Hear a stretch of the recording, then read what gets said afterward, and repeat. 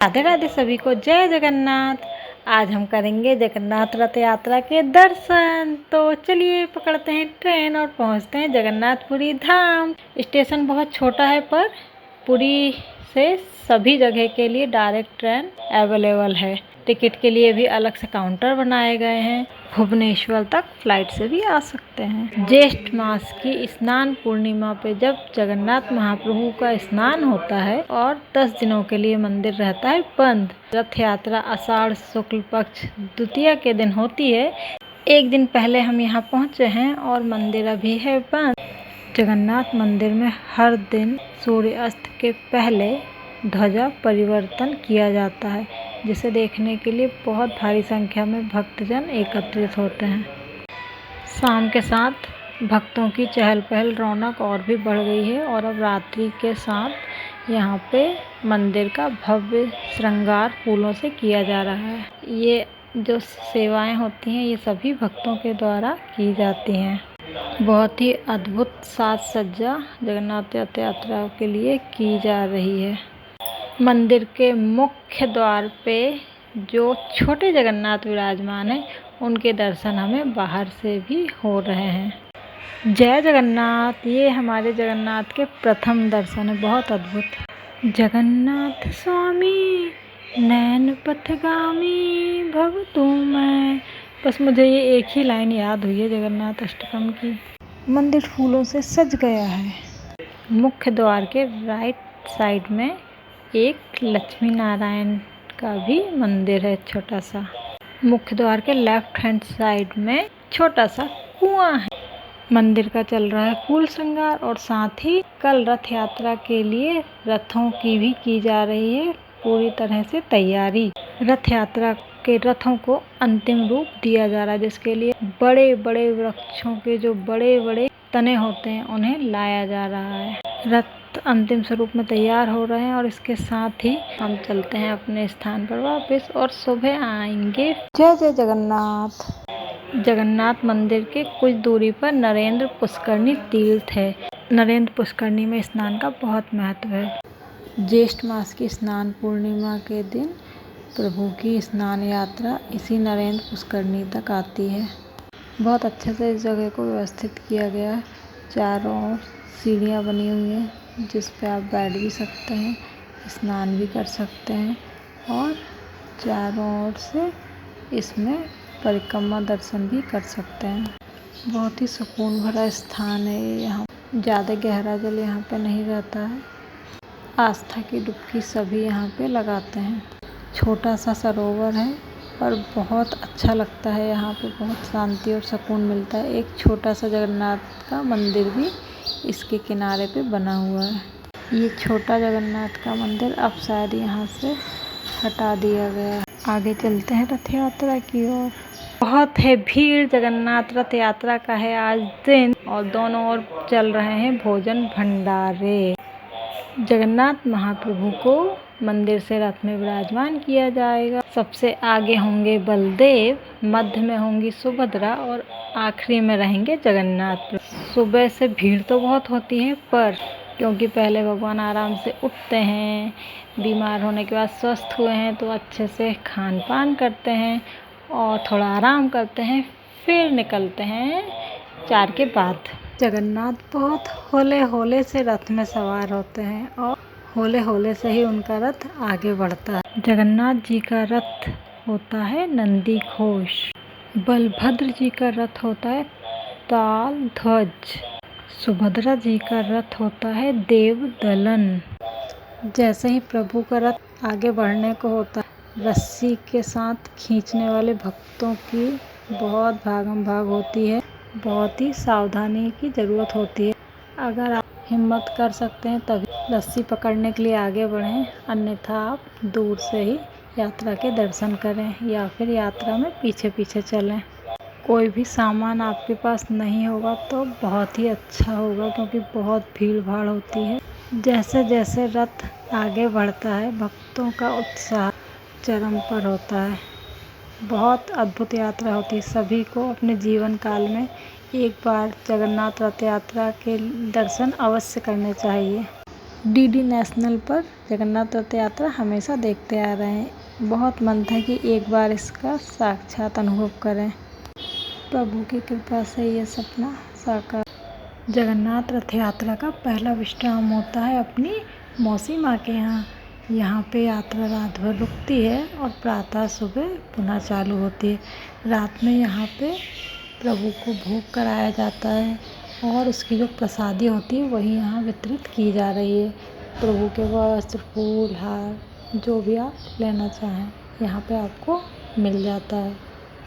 मौसी माँ मंदिर के वहाँ पे रुककर ही आप बहुत अच्छे से देख सकते हैं कि कैसे प्रभु को भोग पवाया जाता है, कैसे उनका श्रृंगार किया जाता है। प्रभु का जो श्रृंगार होता है दिन का, वो सभी प्रसाद स्वरूप में भक्तों को दिया जाता है।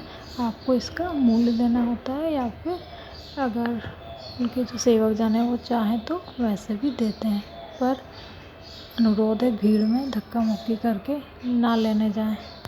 रात्रि में मौसी माँ मंदिर के यहाँ पर प्रभु की भोग आरती, शयन आरती और प्रातः की आपको मंगल आरती भी मिलती है।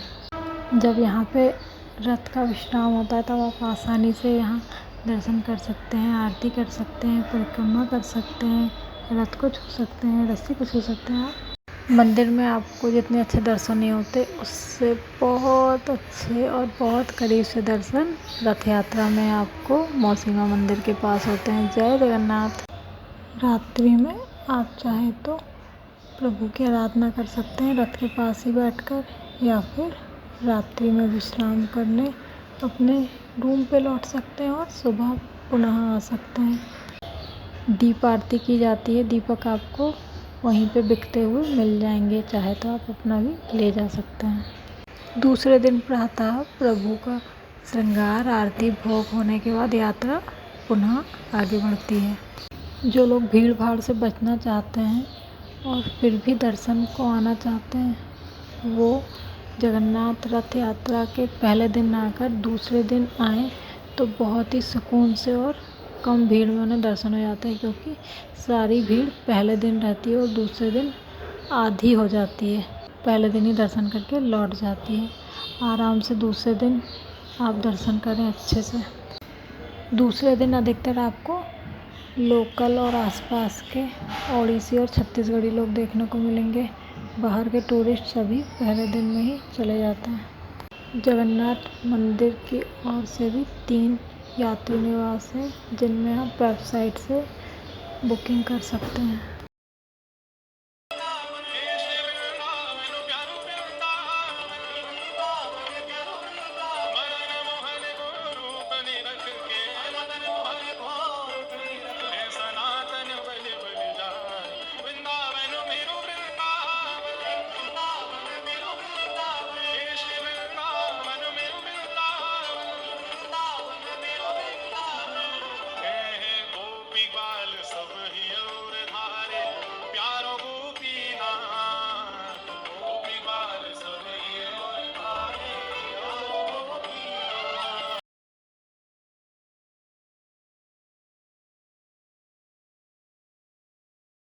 दूसरे दिन प्रातः प्रभु भोग, श्रृंगार, आरती सभी कराकर फिर बढ़ते हैं आगे अपनी यात्रा में गुंडीचा मंदिर की ओर।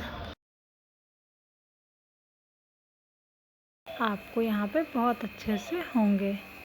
जगन्नाथ मंदिर में सिर्फ हिंदू धर्म के लोग ही अंदर प्रवेश कर सकते हैं, इसलिए भगवान की रथ यात्रा के लिए अन्य धर्म के मानने वाले करुणामय प्रभु ऐसे ही भक्तों के लिए स्वयं अपने मंदिर के बाहर आते हैं रथ यात्रा के दिन। विदेशी भक्तजन हैं वो जगन्नाथ रथ यात्रा का लाभ लेने अवश्य आते हैं। ऐसे ही एक भक्त हुए सालवेद, जिनके लिए हर साल रथ यात्रा के दौरान रथ उनकी समाधि स्थान पर रुकता है। बलदेव जी और सुभद्रा जी काफ़ी आगे बढ़ चुके हैं और जगन्नाथ जी अभी काफ़ी पीछे हैं। हम भी आगे चल के उनके दर्शन करते हैं।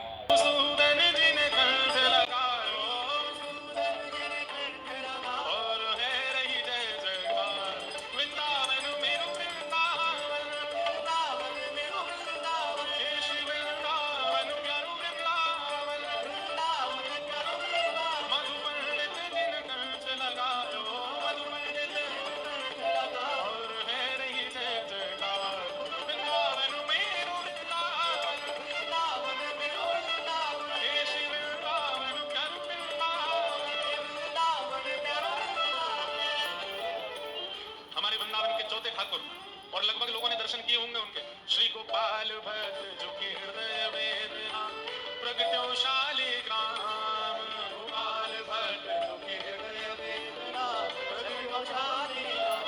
हे श्री गोपाल भट्ट दुखी हृदय वेदना प्रगटो शालिग्राम।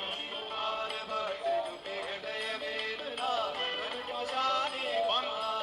हे रूप सुधा को खान हमारो, रूप सुधा को खान हमारो। हे रूप सुधा को खान हमारो, रूप सुधा को खान हमारो। ओ प्यारो राधा रमण झूला वृंदावन मेरो वृंदावन, वृंदावन मेरो वृंदावन। हे श्री वृंदावन प्यारो वृंदावन, वृंदावन मेरो वृंदावन। रूप सुधा को खान हमारो, रूप सुधा को खान हमारो। ओ प्यारो राधा रमण झूला वृंदावन मेरो वृंदावन, वृंदावन मेरो वृंदावन। हे श्री वृंदावन मेरो वृंदावन, वृंदावन मेरो वृंदावन। श्री राधा रमण लाल की। हमारे वृंदावन के पांचवें ठाकुर। हे आतुर हित हरिवंश पुकारो, श्री राधा राधा नाम।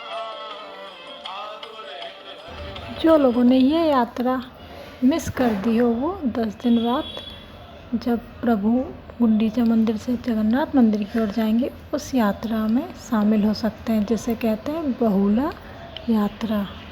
आज की यात्रा गुंडीचा मंदिर पर पहुंच के होती है पूरी। 10 दिन भगवान यहीं विराजेंगे, यहीं से भक्तों को दर्शन देंगे और 10वें दिन पुनः जाएंगे अपने मंदिर में। जय जगन्नाथ।